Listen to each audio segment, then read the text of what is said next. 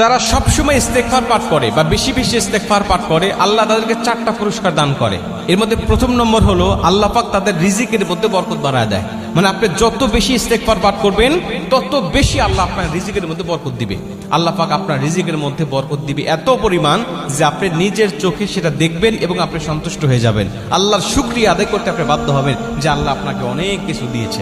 এজন্য ইস্তেগফার পাঠ করবেন প্রথম নম্বর। এবং দ্বিতীয় নম্বরে যে ব্যক্তি ইস্তেগফার পাঠ করে, আল্লাহ রাব্বুল আলামিন তাকে বিপদ আপদ বালা মুসিবত থেকে তাকে হেফাজত করে। ছোট ইস্তেগফার আর বড় বিপদ থেকে আল্লাহ আপনাকে হেফাজত করবে। ছোট ইস্তেগফার করার কারণে বড় বড় বিপদ থেকে আল্লাহ আপনাকে হেফাজত করবে। এর জন্য ইস্তেগফার পাঠ করবে। নবীজি বলছেন মাল্লাদি মাল ইস্তেগফার, তোমরা ইস্তেগফারের সাথে আঠার মতো লেগে থাকো। আঠা যেমন লেগে থাকে কারোর সাথে, ওটা ছুড়ানো যায় না বা কষ্ট হয়, ছুটতে চায় না, ঠিক তেমনি ভাবে ইস্তেগফারের সাথে তুমি ওভাবে লেগে থাকো যেন ইস্তেগফার তোমার থেকে ছুটে না যায়।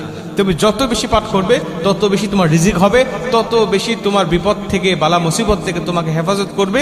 এবং 3 নম্বরে তুমি যত বেশি ইস্তেগফার পাঠ করবে আল্লাহ পাক তত বেশি তোমাকে তোমার দোয়াগুলো আল্লাহ পাকের দরবারে কবুল হবে। মানে আপনি যখন দোয়া করতেছেন আল্লাহ পাকের কাছে দোয়া কবুল হচ্ছে না, কিন্তু আপনি দোয়া করার আগে একবার ইস্তেগফার পাঠ করেন, ইস্তেগফার পাঠ করে আল্লাহর কাছে দোয়া করেন, দেখবেন আল্লাহ আপনার দোয়াটা কবুল করে নিয়েছে। কারণ ইস্তেগফারের মাধ্যমে আল্লাহর কাছে দোয়া করলে